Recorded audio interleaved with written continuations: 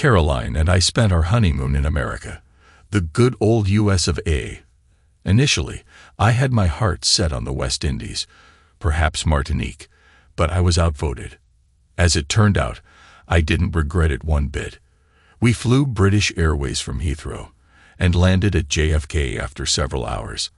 Our attempt to join the Mile High Club was a spectacular failure.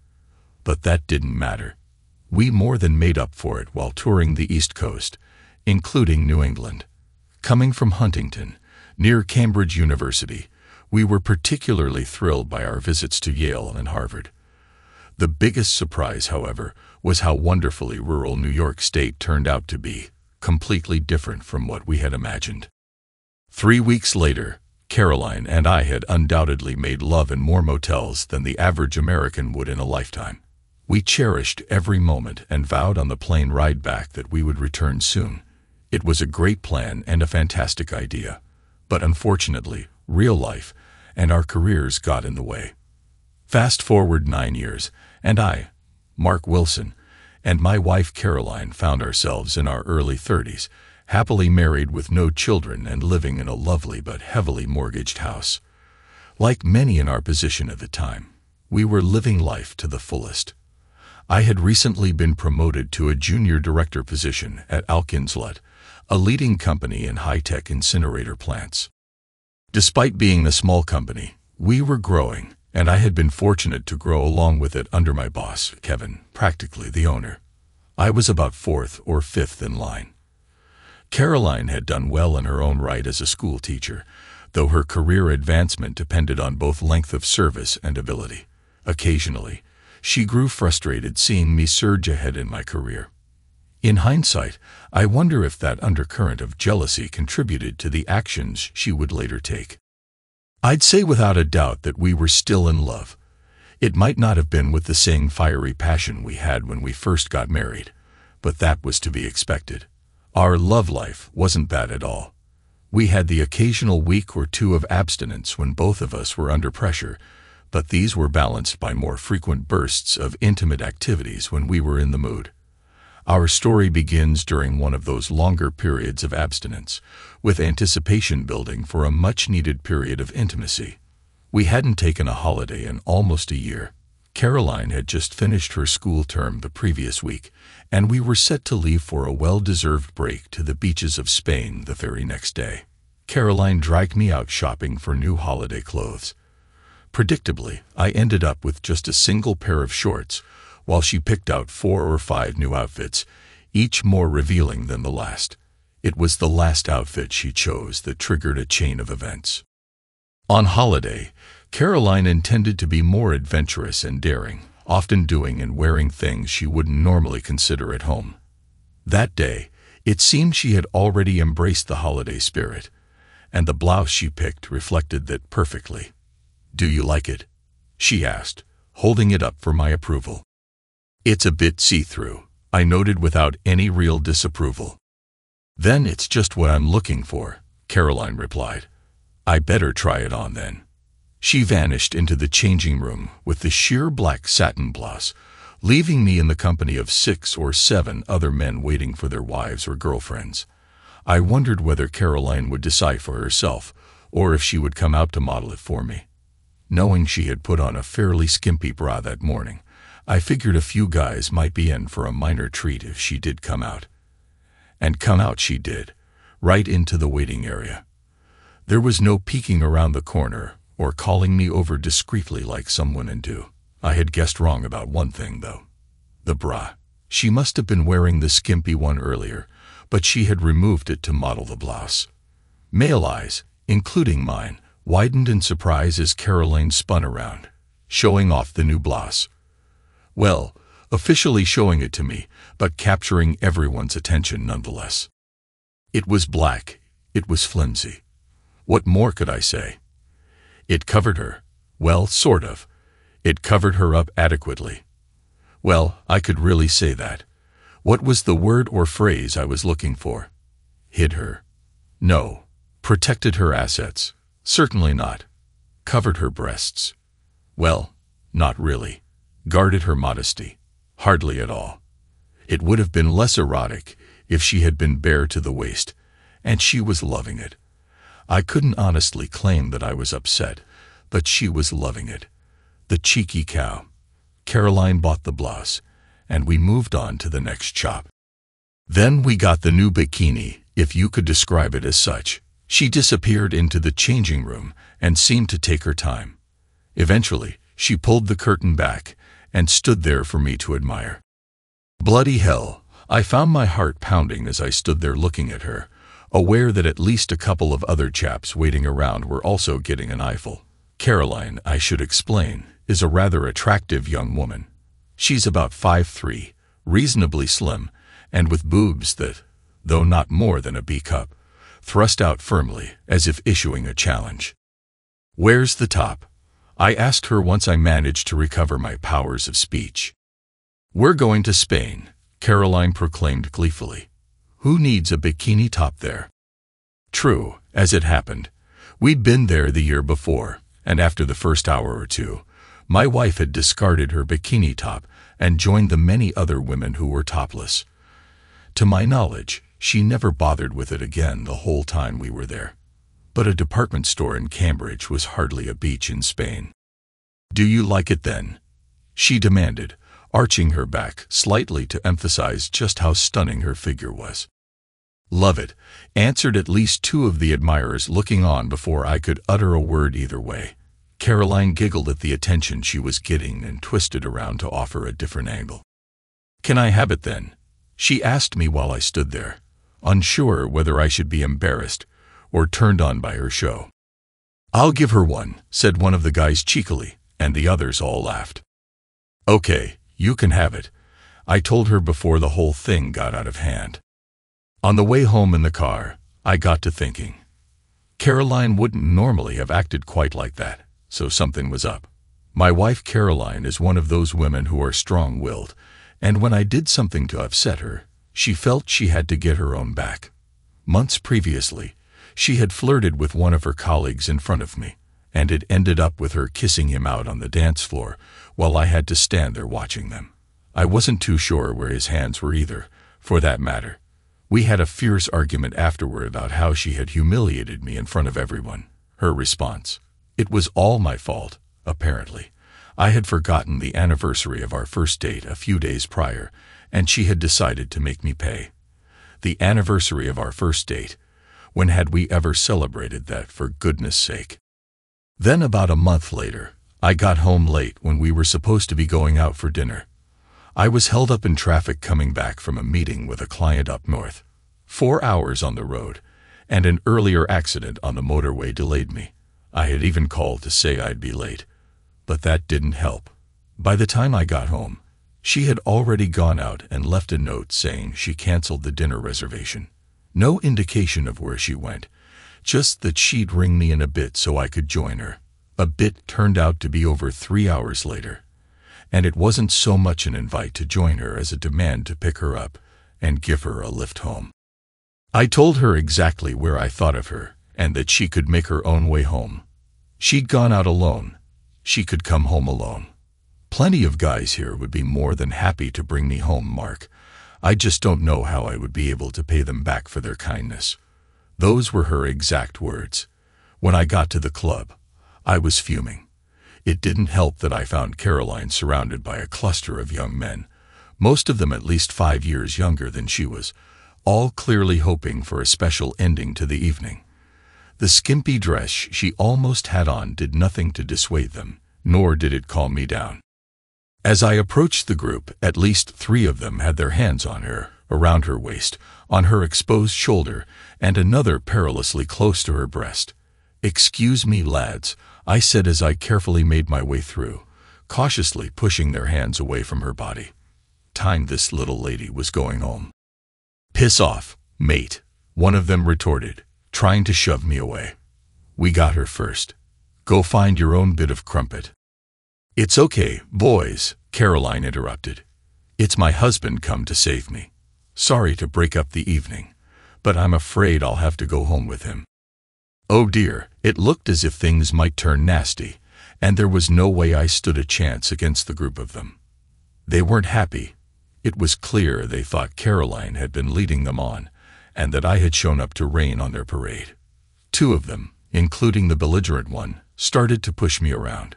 It had been years since I had been in a fight, not since school days, but I'm not the type to back down easily, so I pushed back. It was getting out of hand until Caroline interrupted again. "Come on, you guys," she scolded them. "Leave him alone, will you?" That cooled things down a bit, but the atmosphere was still tense. "All right then," Caroline continued as if savoring the moment. "I'll give you all a nice kiss goodnight, and then me and hubby have got to be going." That might have placated them, but it infuriated me. "You kiss one of them," I shouted, "and don't bother coming home tonight." People around us began to move away, and the barman started clearing glasses from in front of us. Most of the young men seemed willing to back off, but the two agitators were as fired up as I was. Trouble was brewing, and I was right in the thick of it. Suddenly, two huge bouncers showed up and started pushing us apart. I can't say I wasn't relieved, even though I was ready to go for it. "You lot stay there," one bouncer said to the group of young men, pushing them back before turning to us. "I suggest you get out, mate, while you're still in one piece, and take that troublemaking woman with you. Sometimes you make a stand when your wife is insulted, and sometimes discretion is the better part of valor." I chose the latter and dragged Caroline up behind me. At that moment, I agreed with the bouncer's judgment. The drive home was silent, but once we got there, another screaming match ensued. We didn't speak for 3 days, and I warned her that if she ever did anything like that again, the consequences would be dire. "So, what led to the incidents in the changing rooms?" I asked. "Just a warning shot," she said. "You know I'm not happy that you're working tomorrow morning when we're supposed to be going away, so it was just a warning." Well, in my book, crazy as it was, there's a big difference between flashing her boobs at strangers and actively flirting with them, as she had done before. Truth be told, it had actually turned me on quite a bit. The thought of Caroline wearing her revealing clothes and going topless in her bikini in front of other guys on holiday got me rather excited. It's all a matter of degree, really. I've never minded other guys looking, but touching was an entirely different issue. That night, we had an amazing lovemaking experience like we hadn't had in a long time. The next day, I only had one appointment scheduled with Joshua.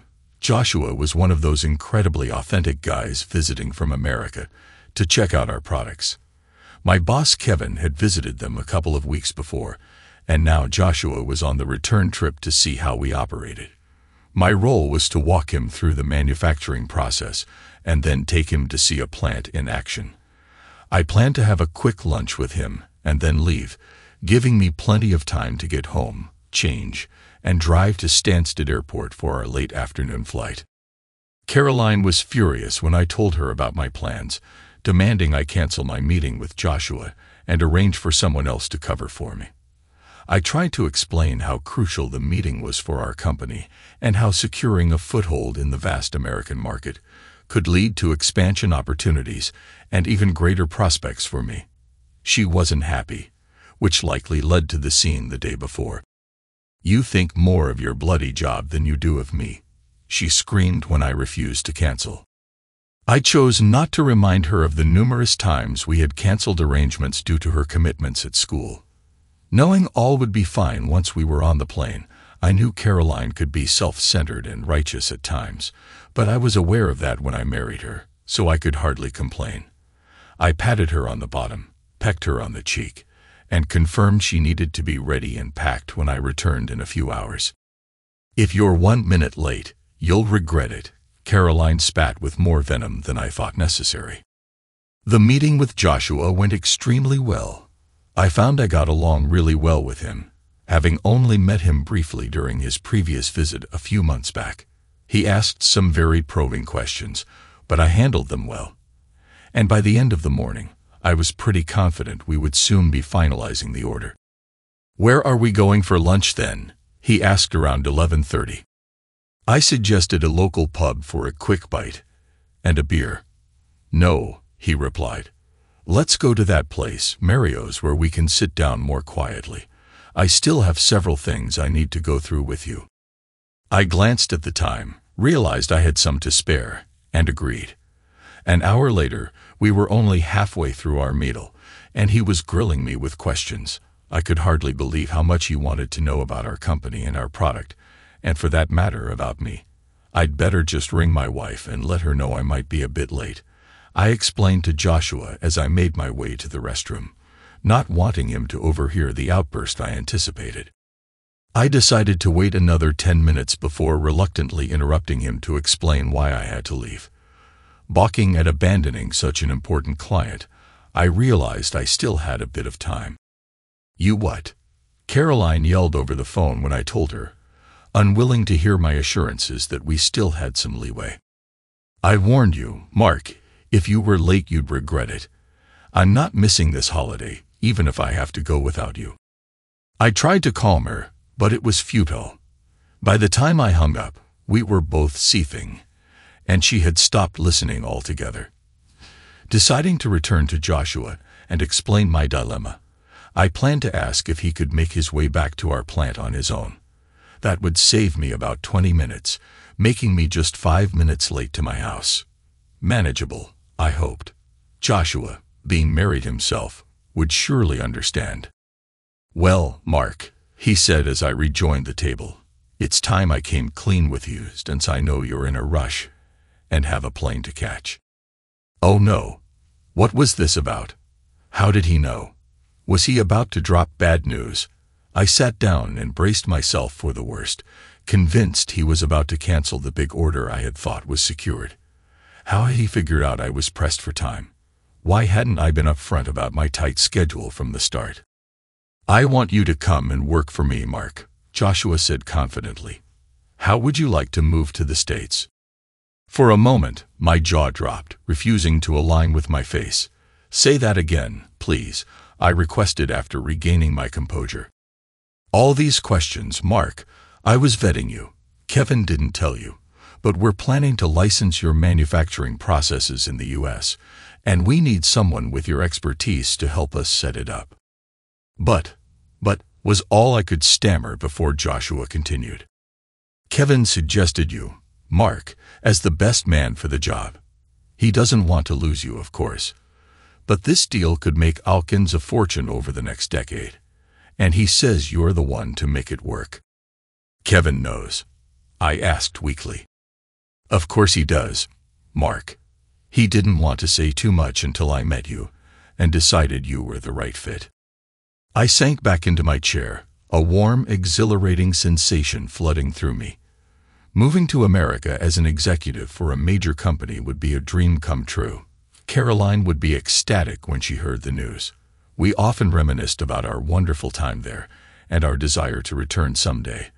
But never in my wildest dreams did I expect to go back under such incredible circumstances. As Joshua outlined the offer, I could hardly believe my ears. A staggering salary, share options, a company BMW, and an apartment until we found our own place. It seemed too good to be true. "You've got a plane to catch, young man," he concluded. "Perhaps you'll give me your decision after your holiday when you've had a chance to discuss it with your wife." "I'll give it to you now," I blurted out, barely able to contain my excitement. "I accept, and I'm certain my wife will agree." We stood up and shook hands, sealing the life-changing deal. Joshua urged me to hurry and pick up Caroline, so we wouldn't miss our flight. Walking on air, I checked the time. It would be tight but manageable. As I headed to the car park, I dialed our home number on my mobile. It rang and rang, but no one answered. 2 minutes past the time I had promised to be back. Reaching my car, I tried Caroline's mobile next. She picked up almost immediately. "Where are you?" she shouted. "On my way home, sweetheart," I replied. "Wait till you hear what I have to tell you." "Bugger you, Mark, you jerk," she interrupted. "You don't care a damn about me, do you?" I hesitated, lost for words, but she filled the silence with her frustration. "Your bloody job. That's all you think about. You don't give a fig about me. I've called Joseph to take me to the airport, because I knew you wouldn't make it on time. Joseph, of course. Joseph Davis, her colleague, the art teacher with an attitude, and the man Caroline had kissed during one of our fights. The memory only fueled my disdain. Caroline, I pleaded, I'm practically on our road, just 3 or 4 minutes late. Tough, Mark, she snapped. I'm already halfway to the airport. If you're not here, I'm going without you. She hung up, and despite my attempts to call her back, there was no response. I glanced at the time and wondered why I was worrying. There was still ample time to get to the airport and check in. Turning the car around, I headed toward Stansted, arriving just as I had predicted, with at least half an hour to spare. After parking and grabbing my ticket, I made my way to the departure terminal, hoping that Caroline had taken my suitcase with her. I searched the terminal for her but couldn't find her anywhere. Time started to slip away, so I approached the departure desk to ask if my wife had already checked in. "Oh yes, here it is," said the pretty blonde behind the desk after scanning her list. "She checked in about 15 minutes ago. A Mrs. Wilson and a Mr. Davis. They have seat numbers 24A and 24C. What? My startled reaction frightened the poor girl, and I immediately apologized. There must be some mistake, I stammered. Mrs. Wilson, but not Mr. Davis. Seeing my distress, the girl compassionately double-checked.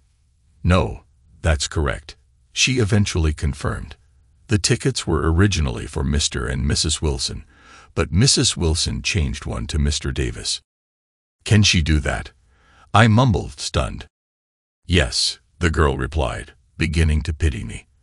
There's a £40 charge for changing the name, but she paid it. I stood there feeling like a refugee, completely at a loss for words or actions. He had his passport with him, Mr. Wilson, she added apologetically, so everything seemed above board. I thanked her for her help and walked away from the desk in a daze. What was happening? What on earth was Caroline thinking? This had gone beyond a joke. I glanced at the departure board and saw that the plane hadn't taken off yet. In fact, they hadn't even started boarding. I dashed toward the boarding gate, but was stopped at the counter leading to the departure lounge. No boarding ticket, no entry. It was clear. I argued and pleaded, but when it became obvious they were going to call security, I conceded and headed to the bar. I sat there with my head in my hands, unable to process what was happening. I couldn't believe it. My entire world had turned upside down in the span of half an hour. Caroline couldn't really be going to Spain with that Joseph Davis in my place. It wasn't possible. Someone please tell me this is just a terrible dream. Then an idea struck me. In hindsight, it wasn't a good one, but it seemed brilliant at the time. I rushed to the other side of the airport and eventually arrived at the observation lounge. In past times, it might have been an open terrace, but due to recent concerns about terrorism, we now had to look out at the planes through enormous plate glass windows. To my complete surprise, I spotted her, my wife, my Caroline, making her way across the tarmac toward a waiting Boeing 737. I couldn't miss her. Of course, few women had such flowing blonde hair and a trim figure like hers. Then Davis appeared, getting off the courtesy bus behind her and catching up to follow her toward the plane. When he reached her, I completely lost my composure. Even from that distance, I could see him putting his arm around her slim waist and her leaning back to kiss him on the cheek. The security guards were, I suppose, just doing their job. I know I shouldn't have pounded on a glass window like a madman or shouted the way I did. There was no chance they could hear me anyway. And Caroline didn't even glance back. Eventually, they released me from the detention center without charges, concluding that I was no threat to other passengers. I sullenly made my way back to my car. Trying to reach Caroline's mobile was futile, as expected. What a mess! What a bloody mess! I think I cried that night, but it's hard to say for sure because by the time I staggered home from the local pub, I was too drunk to remember clearly. I couldn't even call her in Spain. I had no number, and her mobile wouldn't work abroad. Around midday the following day, I was awakened by the loud ringing of the phone beside me. Realizing I had fallen asleep on the sofa hugging the phone, I picked it up, groggy and confused. "Hello," I mumbled, unsure of what to expect. "Is that you, Mark?" came the strident tones of my wife, sounding every bit the schoolteacher she was. "Yes," I answered simply. Well, she replied. "No apologies then, you jerk," Caroline spat out. "Don't you care that you've let me down again?" "I've let you down?" I questioned, but she continued her tirade about how I didn't care about her feelings and prioritized my work over her. "Not when you didn't show up for dinner with our new neighbors because of some silly problem at your school," I reminded her rather ineffectively. "And anyway, I got to the airport on time." "That's different, Mark, and you know it," she shouted down the line. From my perspective, it certainly wasn't different. I realized that we were just screaming at each other to no purpose, so I tried to change my approach. Having just woken up, my senses were still dulled, and I had forgotten half of what had happened the previous evening. I decided to tell her about the offer from Joshua. "Caroline," I said more levelly, "there's something I need to tell you about my job. I've been offered." "There you go again," she interrupted, her voice rising. "Your job, your bloody job. That's all you ever think about. What about me here on my own in Spain?" It was then that everything came flooding back to me, and suddenly my love for Caroline felt like it was beginning to crumble. "On your own, Caroline?" I queried. "And what about Joseph Davis?" She went quiet on the other end, clearly stunned that I knew he was with her. "What about him?" she asked in a softer tone. "Aren't you still in bed with him then?" I pressed on. There was another moment of silence, and then she answered, "What if I am? You deserve it, you jerk. It's all your fault." "What was he like?" I asked spitefully. "Better than you, Mark," Caroline answered nastily. "So eat your heart out, Mr. Nobody." The line went dead as she presumably slammed the phone down. If our marriage wasn't already dead, that last comment might have sealed its fate. The following morning, though not too early, I found myself in Kevin's office discussing the new job. He seemed surprised that I wasn't in Spain, but I dodged giving him a direct answer. "Why didn't you mention the job offer?" I demanded. "I couldn't," he protested. "Not before Joshua had met you properly and decided that you were the man for it." "Thanks a lot," I said sarcastically. "Perhaps that has cost me my marriage." I proceeded to tell him my tale of woe, but to my surprise, he wasn't shocked. "The husband is always the last to know, Mark," Kevin finally said. "What's that supposed to mean?" "Nothing too specific," he explained, "but at the last couple of company events, your wife Caroline has been, well, let's say putting herself around." "What the heck do you mean by that?" I demanded. He simply shrugged, and I slowly came to my own conclusions. Gosh darn it, who was this woman that I loved and had been married to for all those years? "Wait till you see Madeline," Kevin remarked with a smile, attempting to change the subject. "Madeline?" I asked, not really interested given everything else I had on my mind. "Madeline, she's every man's dream," he said. "Dream?" I queried, still lost. "She's your new secretary. Sorry, personal assistant," he informed me with glee. "An Asian American.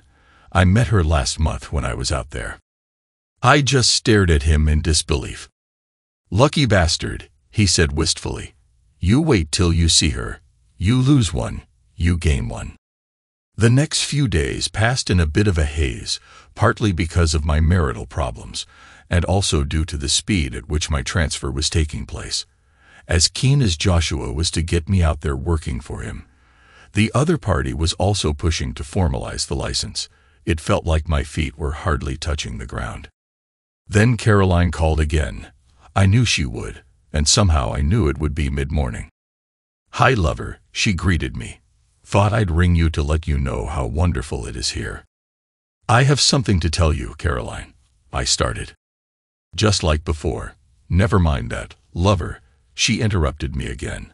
Are you ready to apologize yet for your attitude, sweetie pie? Look, Caroline, I tried to say, ignoring her mocking tone. I really have something to tell. Sorry, lover, Caroline broke in, though I made no great effort to interrupt her. I still love you dearly, and when you're ready to say sorry, we can get on with our lives. But meanwhile, I've got someone else to keep happy. I simply put the phone down, though I'm not sure whether she beat me to it. Caroline had sounded drunk, not completely out of her mind, but beyond the point of making any sense. If she thought fooling around with the art teacher was more important than giving us a chance, then that was her problem, not mine. The week continued to be the most extraordinary of my life. On one hand, the most exciting, and on the other, the saddest. Where would it end up? The next call from Caroline was more of a surprise, coming in the early hours of the morning. Hello, Mark, she mumbled. I've been thinking. How did you know Joseph was here with me? I saw you together getting on the plane. I told her, trying to shake off my sleep, and astonished that she would call at this hour to ask such a question. You were there, Mark? You were really there? Of course I was there, Caroline, I said, my temper beginning to rise. How the heck do you think I knew that creep Davis was with you? Why didn't you stop us, Mark? Why didn't you do something? Do what? I nearly shouted down the phone. I got there in time for the flight, but you'd already taken the tickets and gone through with your boyfriend, and they wouldn't let me through. I ended up getting arrested. But I thought you weren't coming, Mark. Joseph gave me a lift to the airport, and in a fit of temper, I asked him to come with me. Honestly, I didn't know you were there, honey. And your darn friend Joseph just happened to have his luggage and passport with him by chance, did he? I shot back. Oh, Mark, But I put the phone down on her before she could continue. I think she called several times more, but I was either too busy making arrangements or just didn't answer. Eventually, a few days later, I picked up again. Hi, is that you, Mark? A familiar voice asked. Yes, Caroline, it's me, I replied. What do you want? I want you, Mark. Joseph has been such a jerk, and I need you. Her voice quivered. I mumbled something incoherent. I got back to my room last night, and he had some woman in there with him, Caroline cried. Well, how awful for you, I replied, barely masking my sarcasm. Can you imagine that? She continued, oblivious to my tone. How could someone do something like that, Mark? Difficult to imagine, I said, stifling a laugh. To go off with someone else like that behind my back, she mumbled, and I realized she was a bit drunk. Funny, no accounting for folks, I responded in the most sympathetic tone I could muster. Mark, I'm coming home early. I can't stand it here anymore. I get back to Heathrow tomorrow at 4 o'clock. It was the only flight I could get. Can you pick me up? I was about to say no, but then it occurred to me that I actually could. See you at 4 o'clock, I said. Were you trying to tell me something the other day when I phoned, Mark? She asked, catching me off guard. Something about your job, was it? Oh, nothing important, Caroline, I told her. I don't want to bother you with my work. She'd find out soon enough anyway. I was ready by 2:30, a bit annoyed when her plane landed 20 minutes late. When she came through the arrivals gate, I waited there like a dutiful husband. I'm quite sure I even had a smile on my face. Hi, Mark, my sweetie. It's so great to see you, she called out as she spotted me. Dropping her case, she wrapped her arms around me and kissed me with all the vigor she could manage. I have to say, she did look fantastic. A tan always suited Caroline, and her blonde hair perfectly complemented it. The thought that her breasts were probably also tanned ran through my mind, and despite myself, I felt a stirring. Let's get home, sweetie, Caroline whispered to me. I've missed you so much and can't wait to get you into bed. and make up with you. All thoughts of her needing an apology from me seemed to have disappeared. It seemed she loved me again. Let's have a coffee or a cup of tea first, I suggested. No, let's get straight home, my wife urged. No, a drink first, I insisted and guided her to a nearby cafe. Good holiday, Caroline, I inquired after getting her a coffee and myself a tea. It started okay, she replied quietly. Sorry if I overreacted a bit.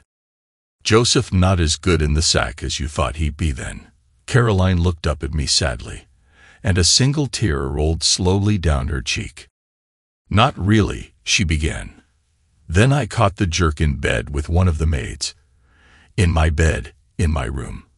I forgot to mention that they had been sharing the room in question, and strictly speaking, it was actually our bed and our room. I was the one who had paid for the damned holiday. Can you believe that, Mark? She continued. We were supposed to be on holiday together, and he went off to make love to someone else, leaving me all alone. That must have been hard for you, my dear, I sympathized. After all, I knew exactly how she felt. Anyway, he'll get what he deserves. Can we go home now, please, Mark? I'm desperate to make it up to you. I tried to tell her that I had attempted several times to share my news with her, but each time she cut me off. That can wait, Mark, she interrupted once again. Let's get home, and you can tell me on the way. I didn't really need to think about it. My mind had been made up a long time ago. Here are the keys to the car, Caroline, I said, having come in her old car since my company car had been returned to Alkins the day before. And here are the keys to the house. They're all yours. Ours, you mean, Mark, don't you? No, just yours, Caroline. Just yours, I explained. The titles have all been transferred to you, and the bills are paid until the end of the month. If you decide to sell it, there should be just enough money left over to pay for another couple of weeks in Spain. Caroline looked at me blankly, not understanding what I was telling her. And by the way, I noticed that one of your tires is almost bald, and there's a funny noise coming from the gearbox. Caroline continued to look at me blankly. What I've been trying to tell you, Caroline, I continued, is that I've been offered an incredible job in America. Great salary, amazing benefits, everything I've ever dreamed of. A huge smile lit up Caroline's face as she absorbed the news, which pained me somewhat. When do we move out there? She asked enthusiastically, momentarily forgetting our earlier conversation. I'm leaving on a BA flight in 40 minutes, Caroline, I told her. Do you have a ticket for me as well? She asked excitedly. No, I replied. When will I follow you up then? Caroline pressed. You won't, Caroline, I said softly. I'm sorry, but you won't.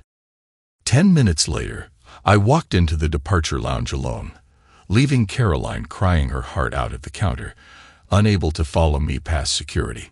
My last sight of her ever was her tear-stained face watching me walk out of her life. It was a cruel sense of déjà vu, except the tables had turned. Only 10 days earlier, I had been the one standing at a desk, blocked from following the person I loved. Different airport, different destination, but the heartbreak felt just as intense. Fast forward 9 years, 3 months, and 6 days, I found myself back at Heathrow, in the same terminal I had departed from all those years ago. This wasn't my first return trip, but this time I had been here for 2 weeks and planned to stay much longer. The licensing agreement with Joshua's company in Huntington, USA, had been an unmitigated success. I rose through the ranks to become the CEO of that division, and I now held a substantial block of shares. Over the years, Joshua had become a personal friend. In another twist of fate, it was through him that Kevin approached me to return to the UK and take over as managing director of Alkins. Kevin was retiring, and the company had grown significantly since I left, much of it due to our partnership in America, which had opened their products to a larger market. It was a move that made sense for everyone, especially for me, as I would be acquiring a substantial ownership stake in the company along with the new position. I waited in the arrivals area, eagerly anticipating the arrival of an old colleague from Joshua's company, who had been a tremendous help to me from the very beginning. Though she was no longer working there, it thrilled me to know she would be joining me in the UK. Even before I saw her, I sensed her presence. Every man in the waiting crowd seemed to perk up and draw it in their tummies. Mai Lin was even more beautiful than the day I first met her, and her smile lit up the entire terminal as she spotted me. She leaned over to her two traveling companions and pointed me out. They rushed towards me with eager excitement. "Daddy, Daddy, I've missed you so much," cried Leela, our 5-year-old daughter, as she leaped into my arms. A miniature version of her mother, Leela had already left a trail of broken-hearted young boys behind in America. "Hi, Dad," greeted my 8-year-old son, a bit more reserved but smiling brightly. Already tall for his age, I looked forward to seeing him transition from American football to European soccer. Maybe one day he would play for Arsenal. "The first day of the rest of our lives," my lovely wife said as she reached up to kiss me. Indeed, how true. Thanks to everyone who took the time to listen to today's stories. If you enjoyed it, please consider liking and subscribing if you haven't already. Feel free to share your thoughts on the events in the comments below. Take care.